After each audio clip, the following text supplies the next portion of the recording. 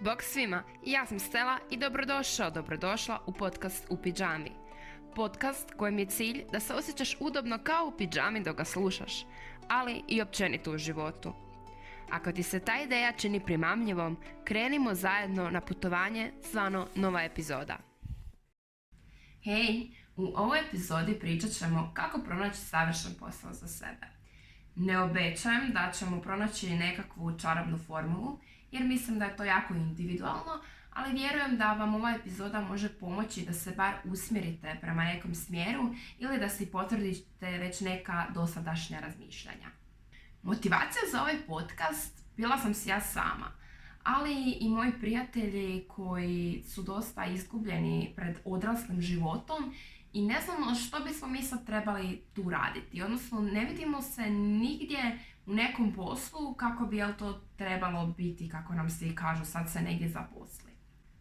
U ovoj epizodi pričat ćemo o nezadovoljstvu poslom, o nekim generacijskim razlikama, o mom iskustvu s poslovima, a na kraju ću zapravo donijeti priče ljudi koji me prate na Instagramu, koji su podijelili svoje iskustva, koja bi nam jako mogla koristiti zato što oni znaju koji je njihov idealan posao. Mislim da je jako teško na kraju osnovne škole, nešto malo je lakše na kraju srednje škole, ali teško je znati što nas to zanima. Trebamo odabrati nekakav smjer svog obrazovanja i sjećam se da sam ja u to vrijeme čitala na stranici mrav.fszg.hr o nekim poslovima. Tamo imate općenito opise poslova gdje piše opis posla, radni uvjeti, poželjne osobine, osposobljavanje, zapošljavanje i napredovanje i bliska zanimanja. To je jako dobro, zato što možete o nekom zanimanju saznati nešto općenito. Recimo, možete saznati što radi osoba koja je prateće osoblje vlaka ili sistemski inženjer. Ali to je sve onako na prvu. Smatram da ne možemo znati što znači raditi neki posao dok ga stvarno ne radimo. Ali nažalost mi u životu nemamo toliko vremena da bismo mogli probati sve poslove koje nam padnu na pamet, već trebamo se nekako voditi vlastitim zanimanjem i interesima. Ako ste osoba koja je još u srednjoj školi ili na faksu, vjerujem da nemate onaj osjećaj nezadovoljstva poslom, odnosno ne razmišljate o tome kako je to kad se svaki dan moraš ustati, otići to nešto raditi 8 sati, pritom računaš da trebaš i doći do tog posla, iz tog posla, da se trebaš spremiti i raspremiti za taj posao, da ti zapravo jako malo dana ostane i koliko je to teško ako je to nešto s čim nisi zadovoljan. Znam da možete reći, ali ja ne volim ići u školu i idem u školu, ali meni je sjećanje iz škole, bilo osnovne ili srednje, imaš onih 45 minuta, pa one odmore, pa svaki sat je neki drugi predmet, a ja bi posao opisala kao 7 sati, odnosno 8, jednog te istog predmeta, onako znači bezgranično ponavljanje jedne te iste stvari i između imaš neku pauzu od pola sata. Tako da ako možete to zamisliti, to da vam može biti jasno kako posao većinom izgleda. Nije da vas plašim, jer često kada bih ja rekla da nije monotono na poslu, ja bih nešto drugačije, ja bih da nešto se stalno negdje događa, onda bi mi ljudi rekli, ali svaki posao na svijetu ti vremenom postane isti. A ja bih rekla, pa dobro, ali šta sad da ja tu radim? Kaže se generalno da nitko ne voli raditi, ali se treba zaraditi za život. Slažem se da se treba zaraditi za život i da razumijem zašto ljudi ne vole raditi, jer okušala sam se u raznim poslovima, ali svejedno ne mogu prihvatiti činjenicu da bi ja svaki dan svog života trebala biti nezadovoljna zbog toga što mi treba novac i da bi trebala raditi nešto što mi čini nezadovoljstvo. I to je još jedna generacijska razlika koju bih htjela govoriti. Smatram da ranije ljudi su više nekako šutili i bili zadovoljni. Odnosno, ja nisam čula nikad priču od starih ljudi kako su oni bili nezadovoljni ovime ili onime. I čak mi je jedna djevojka na Instagramu, kulturizovana, rekla da ona smatra da naši stariji se i ne sjećaju svoje mladosti, odnosno tog nezadovoljstva iz mladosti, da ono je nekako izblijedjelo, iako je možda postojalo, i da nam ga zato ne prenose. Tako da možda je to jedan od razloga zašto nam se čini da se mi stalno mlađi žalimo. Ali također naša pažnja je toliko duga, odnosno dužina je jednog TikTok videa 15 sekundi. I to vjerujem da je jedan od razloga zašto nam sve u životu, od poslova, veza, prijateljstava, dosadi stvarno malo možda i prebrzo. Bilo kako bilo, mi u ovoj situaciji, u današnjoj priči, imamo jednu osobu, većinom vjerojatno mladu, koja ne zna što želi raditi u svom životu i nezadovoljna je svojim poslom i kako bismo mi sad taj problem mogli riješiti.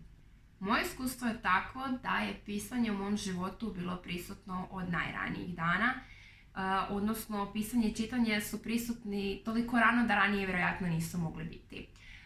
Moji su mi čitali priče, pričali priče, često bi ih ja budila kad bi zaspali u pola neke priče ili kad bi zaspali na kraju priče bi ih budila da želim još jednu. Zatim pisanje je započelo čim sam naučila prva slova i to je nekako uvijek dio mog života. Ipak, kad smo već kod djetinjstva, pročitala sam jednom da ti želiš biti ono, odnosno da si ti predodređen za ono što si htio raditi kad si bio mali. Znam da su neki htjeli biti farmaceuti, učiteljice, poznate filmske zvijezde, ali ne mogu izbaciti iz glave Marka Vuletića koji je htio raditi u komunalcu. Nisam to još nikad čula da neko htio raditi takvo zanimanje. Marko, kao što znate, danas ne radi u komunalcu. Ja sam htjela biti pjevačica, nisam htjela biti spisateljica, iako danas vjerujem da trenutno puno bolje pišem nego što pjevam, pa se i dalje bavim više pisanjem nego pjevanjem. Iako mislim da se ni danas ne bi bunila da je moj put pjevanja, ali opet kako sam starija shvaćam da tu uz to dolaze neke stvari koje mi se možda toliko i ne sviđaju. Svoj prvi roman sam napisala na kraju 7. razreda, prelazak na 8. a izdala sam ga 2 godine kasnije, 2014. godine. U tom putu sam shvatila koliko je nekako neprofitabilno to sve bilo, koliko je bilo teško doći do izdavača i koliko je taj cijeli put bio nekako trnovit. Zapravo niko mi nikad nije rekao aj se ti bavi pisanjem, budi spisateljica. Rekli su mi svašta nešto što misle ljudi oko tebe kak ti kažu ide ti dobro to, budi ovo. Svašta su mi govorili, ali nikad mi nisu rekli da budem to. Vjerojatno zato što su svjesni da to nije samo tako jednostavno. Dosta puta sam u životu zanemarivala pisanje, odnosno zapravo većinu svog života nikad nisam bila konstantna u tome. Jednostavno uvijek su bile neke važnije stvari, fakultet, škola, prijatelji. I onda kad imaš malo slobodnog vremena, ne možeš ga nekako posvetiti pisanju. Nemaš ti tu sad volju pisati neki roman svaka 2 tjedna. Mislim, to se tako ni ne može raditi. Ali jednostavno svoje vrijeme želiš iskoristiti na nekakav odmor kad si u vrtlogu svega drugoga. Sjećam se da smo na kraju srednje škole imali stručno usavršavanje. Ja sam čak išla privatno kod neke psihologinje u Zagreb. Imaš jedan test koji je test kao tvojih sposobnosti i drugi je test tvojih želja. Te sposobnosti sam super riješila, mogla sam upisati bilo koji faks koji je bio ponuđen u Hrvatskoj i čak je rekla da bi mi savjetovala da upišem medicinu, ali mene to nije zanimalo, ali znam da su ti testovi bili dosta nekako šturi, strogi i sjećam se da sam stalno na njih odgovarala prema nekim stvarima koje su mi bile u glavi. Odnosno, odgovarala sam prema onome što ja mislim da želim. A misliti da nešto želiš i iskreno to osjećati da želiš apsolutno nije isto. Ne mogu reći da sam krivo odabrala, odnosno ja studiram hrvatski i informacijske znanosti, odnosno smjer bibliotekarstvo. I sad sam na diplomskom studiju, odnosno apsolventskoj godini nastavničke kroatistike i bibliotekarstva. Ne mogu reći da mi je žao što sam to upisala, mislim da je to nekako bio u redu i prirodan smjer, ali hoću samo reći da kad sam pisala te testove, stalno sam u glavi imala da želim kao taj faks i tako sam i odgovarala. Nekako ona pitanja koja su bila u tom testu nisam ni doživljavala. Tako da ako je pred vama ispunjavanje toga, pazite da gledate u ono što vi želite. Pa kaže rečenica, ako radiš ono što voliš, nećeš raditi ni dana u životu. Da smo svaki put dobili kunu kad smo čuli tu rečenicu, ne euro, kunu, mislim da bi imali lijepu svotu novca da možemo ići na jedno onako lijepo putovanje. Ta rečenica je tako neistinita zato što možemo se ustati ujutro i 8 sati boljiti u zid, mi ćemo biti umorni. Jer svaka naša aktivnost zahtjeva određenu energiju od nas. Bilo ta aktivnost vezana za posao ili bilo to neka aktivnost za koju jednostavno nismo plaćeni, ali obavljamo tijekom dana. I to je potpuno normalno. Čula sam jednu rečenicu da kao da, ali to ti nije istina zato što ako voliš ono što radiš, radit ćeš još više. Što vjerujem da je moguće. Ali taj koncept rada, vjerujem da u ovom smislu ove rečenice nije samo ako je taj rad nešto negativno. Odnosno, ako radiš ono što voliš, nećeš osjećati tjeskobu posla. U to vjerujem ako radiš nešto što voliš. Ali to ne znači da nećeš raditi ni dana u životu. Tako da radit ćeš kako god okreneš. Moj savršen posao je sigurno povezan uz stvaranje, kreativnost i pisanje. Kako sam došla do toga? Pa shvatila sam što ne želim, ali prvenstveno sam pogledala što je to što mene zanima. Ali ne sad mene zanima kak je ići u svemir pa me to zanima, nego ono u čemu sam se okušala i znam da mi dobro leži i da mi je ugodno. To je velika razlika između onog što sam vam spomenula, želimo nešto svojim umom, odnosno ja bih stvarno htjela vidjeti kak je u svemiru, ali to ne znači da bi ja se osjećala ugodno da radim kao astronaut. Govorimo o nekim stvarima da pogledamo svi zajedno svako svoj život, područja života koja smo mi isprobali, a da se osjećamo ugodno. I da na tragu njih tražimo nova područja u kojima se osjećamo ugodno i da na tragu toga tražimo neki posao. Recimo, jedna moja prijateljica mi je napisala da ona voli raditi s djecom, da voli umjetnost, da voli čitati knjige, da voli raditi s ljudima i kao zna samo to, ali ne zna što bi radila. Odnosno, iz toga svega bi svatko od nas iz takvog nekakvog zbira svojih osobina i stvari u kojima je dobar trebao izvući nešto. To nije jedan jedini savršeni posao, sigurno ih ima više, zato što recimo iz ovih osobina koje sam navela, ona može raditi u puno poslova koji bi nju zadovoljavali. Meni je recimo palo na pamet odmah, jer ja nju ovako poznajem, da bi ona mogla voditi neke likovne radionice za djecu i vjerujem da bi njoj to bio stvarni užitak. Ipak možda malo konkretniji odgovor kako pronaći posao koji voliš imaju ljudi s Instagrama koji su mi pisali svoja iskustva. Pa idemo vidjeti što su to oni rekli i kako su oni pronašli posao koji stvarno žele raditi. Prvi dio ankete koju sam postavila na Instagramu odnosio se na to znaš li što je tvoj idealan posao i ljudi su mogli odgovoriti sa da, ne i nisam siguran ili sigurna. 50% ljudi koji su odgovorili sa da, 21% sa ne i 29% sa nisam siguran. Nakon ove početne ankete bilo je pitanje za ljude koji su odgovorili s da, bili htjeli podijeliti svoje iskustvo toga kako su pronašli svoj idealan posao i koji je to posao. Većina ih je odgovorila koji je to posao, manje njih je odgovorila na to kako su pronašli, jer vjerujem da to nekako ni sami tog procesa nisu bili svjesni. Prvi odgovor glasi ovako. Radi se o izradi projekta i dizajna određenim klijentima, predstavljanje PowerPoint prezentacija, dogovaranje i vođenje sastanaka, uključivanje i rad u timu. Volim to jer spaja ekstrovertiranost, pomalo liderske osobine ličnosti, elokventnost i kreativnost, što mogu spojiti sa svojim hobijima. Volim da mi hobiji ostaju hobiji, kako proučavanje psihologije, manira, čitanje, a iz tih hobija mi se to sve višestruko isplati u poslu. A opet nije ispreplitanje u hobijima. Posao i hobiji su odvojeni, ali psihologija i maniri za rad sa ljudima itekako znače, dok čitanje i pisanje za kreativnost i PowerPoint prezentacije stvaraju smisao i motivaciju. Ovo mišljenje mi je bilo jako zanimljivo, jer ova je djevojka rekla da ona strogo želi odvojiti to što je svoj hobi i posao. Jer znam da dosta često vjerojatno čujemo pa ono kaj ti je hobi, to bi ti bilo najbolje da radiš, ali vjerujem da postoje ljudi koji žele odvojiti te dvije stvari, da su hobi i dalje samo zabava, opuštena, bez obaveze, dok je posao, ali možemo vidjeti da njoj ipak to što voli, rekla je, psihologiju, manire, čitanje, da joj ipak sve to pomaže i u njenom poslu. Tako da, to su ove neke stvari u kojima je ona dobra i koje ju privlače, o kojima sam i govorila malo prije, da je to ono što nas može voditi do našeg posla. Sljedeći odgovor je: htjela sam studirati kroatistiku i strane jezike od osnovne škole, jer oduvijek imam afinitet prema jezicima, ali učiteljski posao me ne privlači, pa sam brzo shvatila da želim biti lektorica ili prevoditeljica.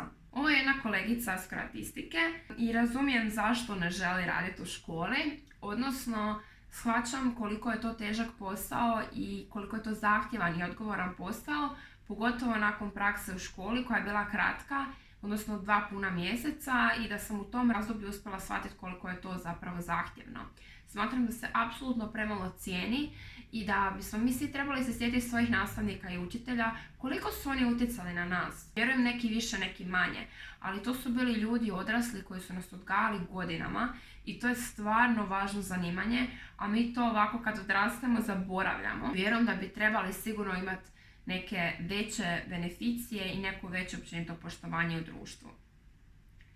Ali ovaj primjer posla vidimo da je zapravo kolegica išla u nekom sličnom smjeru od onog kao što se školuje za nastavničku kroatistiku i ne znam koji je drugi strani jezik, ali shvatila je da ju zanima ipak samo taj dio bez nastavništva i to je u redu. Ima dosta ljudi još kasnije koji su odgovorili da su krenuli u određenom smjeru, ali su malo tu zalutali i ne rade točno ono što im piše na diplomi. Sljedeći odgovor je više manje, već radi meni idealan posao, barem što se moje struke tiče. Inženjer sam građevine, ali radim u Njemačkoj za tvrtku koja dizajnira trkaće staze od kartinga do Formule 1. To sam godinama htio raditi i eto, prije 2 godine sam počeo. Van struke, idealno bi mi bilo samo pisati romane koje svi žele čitati i živjeti od prodaje knjiga i dividenda dionica. Ali to već djeluje kao znanstvena fantastika. Pod ovim znanstvena fantastika vjerujem da misli da nije prejednostavno, ali vidimo ljude koji to rade, tako da nije to neki drugi paralelni univerzum koji je nemoguć za nas, ali nije ni jednostavno. Evo, on je rekao da on je to htio raditi dugo i eto. Sad kako je došao do tog što je htio raditi ne znamo, ali svakako je ovo jedno zanimljivo iskustvo.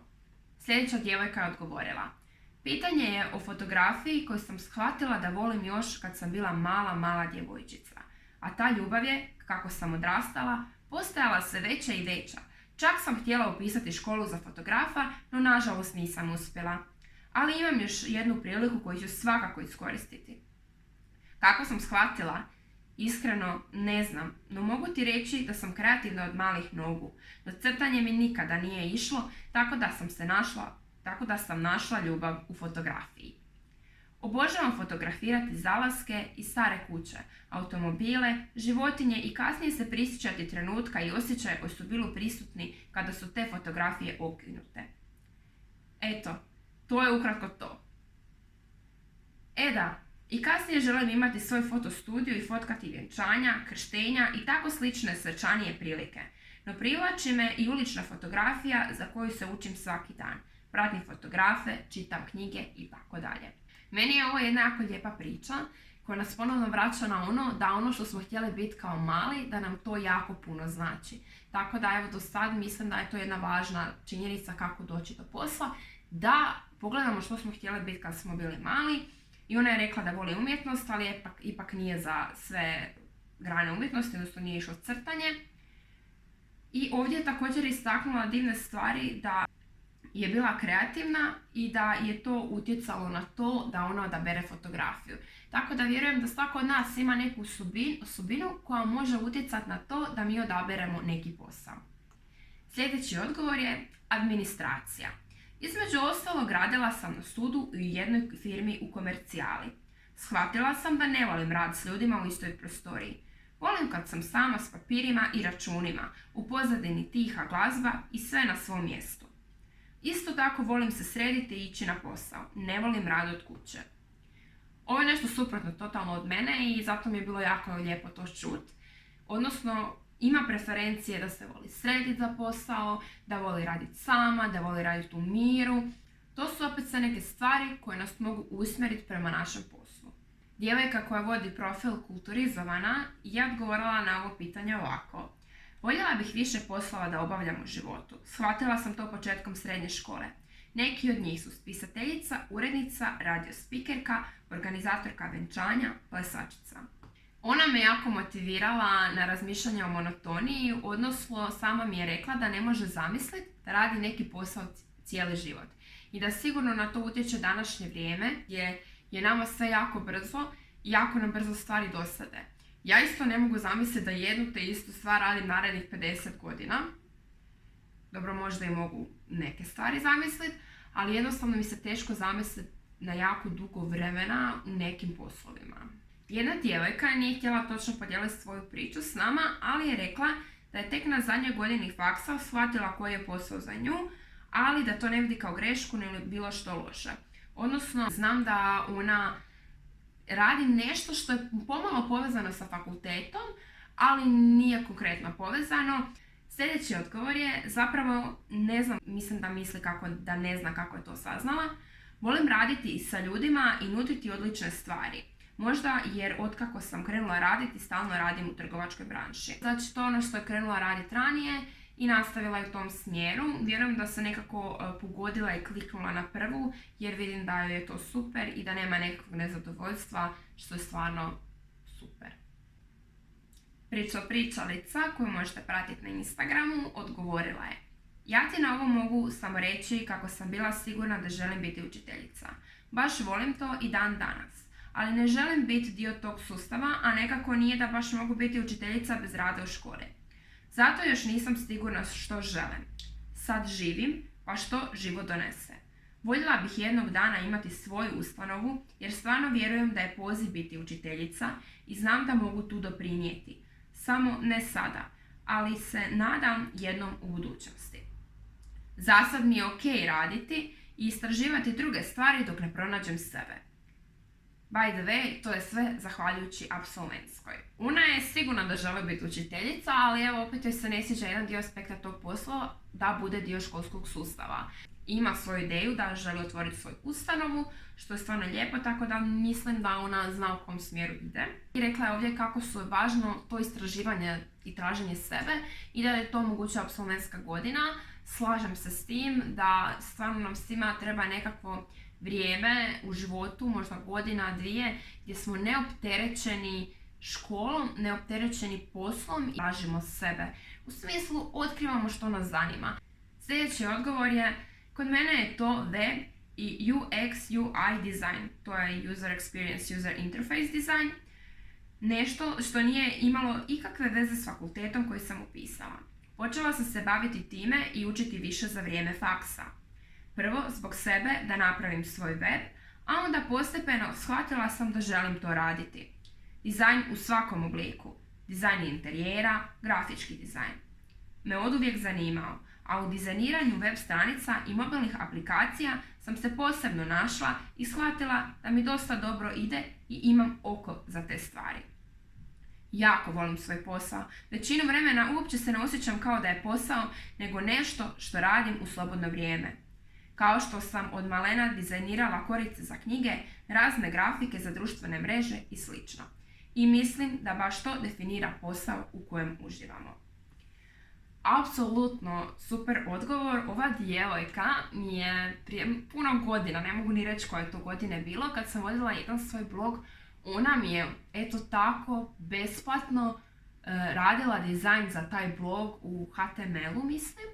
Znači, apsolutno besplatno, jer ona to voli raditi, je meni to napravila za moj blog. Tako da, definitivno se slažem da voli od uvijek to raditi i definitivno je i ključ to da većinu vremena se ne osjećam kao da je posao. Odnosno, mislim da mi svi ovaj posao smatramo nekakvom težinom, nekakvim problemom i nečim što nam treba nužno donijeti tjeskobu i onda, ne osjećam se kao da radim, to znači samo da nisam pod nekim stresom i nekakvim negativnim emocijama od onog što radim. A to bi i trebao biti posao. Naravno da svaki posao donosi nekakve probleme i da nije sve uvijek ravno i savršeno u nekom poslu, ali ako ga volimo, ni to nam toliko teško neće pasti. Posljednji odgovor je: studiram softversko inženjerstvo i ekonomiju, volio bih da nastavim sa porodičnom firmom. Uradio sam neke testove u vezi karijere i svaki put mi je izašlo da bi trebao da budem kao neki šef menadžer u nekom preduzeću. Ovo je dečko kojem su očito pomogli testovi u vezi karijere, ali nisam sigurna je li taj interes prehodio testovima ili testovi interesu. Prvo se želim zahvaliti svima koji su poslali svoje odgovore koje sam vam ovdje pročitala i podijelili svoje iskustva. Mislim da smo naučili nekoliko stvari. Prvo, pokušaj pogledat što te to zanimalo kad si bio mali ili mala. Što si htio biti tada? Ne znači da je to nužno tvoje zanimanje, ali pogledaj u tom smjeru. Možda ima primjera da je neko htio biti doktor, a na kraju je postao pjevačica i da mu je to skroz ok. Ali možda se tvoj odgovor krije u tome. Zamisli se sad u tom zanimanju, kakve imaš interese, veže li te nešto uz to, tako da može to biti jedan od puteva. Možda je najvažnija stvar kod biranja zanimanja da pogledaš što ti to dobro ide. Ali ne u smislu ide mi dobro, mogu to raditi, jer ja mogu učiti matematiku, ali ne želim.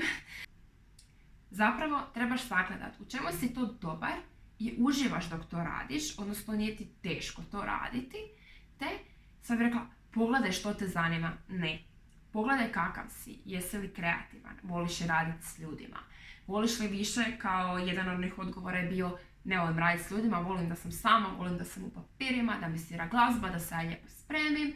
Možda voliš nešto takvo. Možda si totalno suprotno na taj odgovor, pa već imaš određeni smjer u kojem možeš razmišljati. Možeš shvatiti, želiš raditi s djecom, s ljudima, ne želiš raditi. Želiš li raditi možda neki repetitivni posao, možda je to nekom od vas super. Želiš raditi nešto kreativno. Vjerujem, kada biste postavili takva pitanja, da bi onda došli do nekakvih odgovora. Možda ne bi došli, ja želim biti učiteljica, recimo kao što pričalica to od uvijek zna. Ali došli bi do nečega, recimo želim raditi s djecom. I to ti otvara veliki spektar zanimanja, ali ti veliki spektar i zatvara i bar imaš određeni smjer. Tako da, možda i nije cilj da pronađemo nešto savršeno i vjerujem da nekako savršenstvo ne postoji, upravo zato se zove savršenstvo. Već je cilj da krenemo prema nečemu što će nam biti ok. Što nam neće dane ubijati i ubijati nam raspoloženje zbog toga što moramo taj dan ići raditi, već je nešto što će nam bar biti prihvatljivo. To je bio cilj ovog videa. Hvala ti na slušanju i gledanju ovog podcasta. Mi se ovdje gledamo i slušamo u sljedećoj epizodi, a i dalje se čitamo na mom Instagram profilu Stella Piše.